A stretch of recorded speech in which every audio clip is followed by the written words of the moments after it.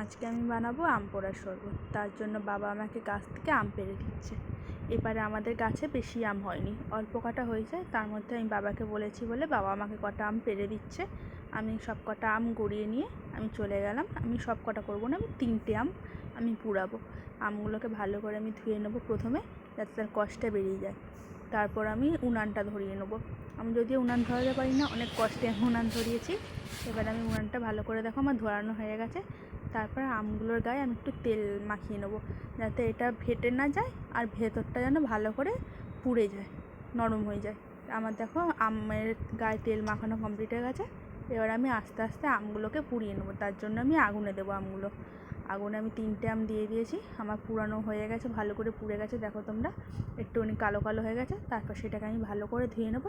এই কালো ছাইটা এটা আছে, ওটা ভালো করে আমি ধুয়ে নেবো, ছাড়িয়ে নেবো। দেখো আমার ধোয়া কমপ্লিট হয়ে গেছে ভালো করে। এবার আমি এটার ছালটা ছাড়িয়ে নেবো, ভেতর থেকে আমের কাঠটাকে বার করব। আমটাকে আমি ছাড়িয়ে নিলাম ভালো করে। ছাড়ানো হয়ে গেলে আমটাকে আমি চটকে নেবো, চটকে কাঠটাকে বার করে নেবো। দেখো আমার কমপ্লিট হয়ে গেছে। এবার এর মধ্যে আমি দেবো চিনির গুঁড়ো। চিনিটাকে আমি বেটে নিয়েছি শিলের মধ্যে। সেই ভিডিওটা আমার করা হয়নি। তোমরা তোমাদের পরিমাণ মতো চিনি দিয়ে দেবে।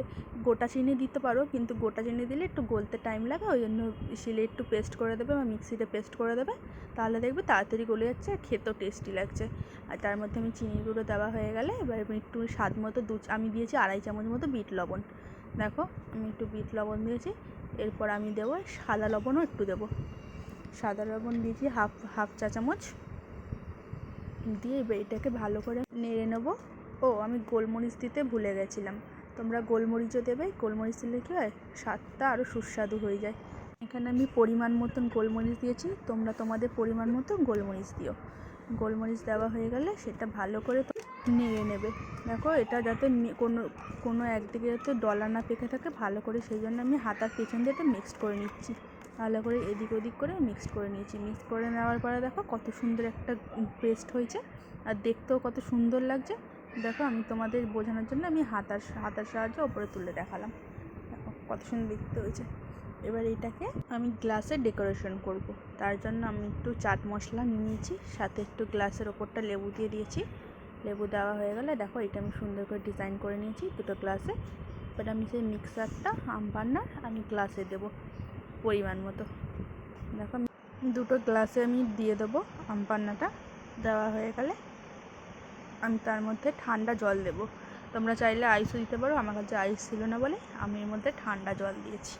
আর এই গরমে এই ঠান্ডা জল দিয়ে খেতে আরও বেশি টেস্টি লাগে। একবার তোমরা খেয়ে দেখো, খুব তৃপ্তি লাগবে খেয়ে। এবার আমি এই আম পান্নার শরবতটাকে ভালো করে নেড়ে নেবো চামচ দিয়ে, যাতে চারিদিকটা মিক্সড হয়ে যায়। মিক্সড হয়ে গেল। এবার আমার দেখো এটা রেডি হয়ে গেছে। আর দেখতে যতটা না সুন্দর হয়েছে, খেতে তার থেকে আরও দ্বিগুণ সুন্দর হয়েছে। খেতে দারুণ হয়েছে। আর সেটা তোমরা রিভিউটা শুনে নাও। আমি আমার ভাইকে খাইয়েছি, ভাইয়ের থেকে শুনে নাও। বল কেমন হয়েছে? স্বাদটাকে উপভোগ করতে হবে। উপভোগ করে বল।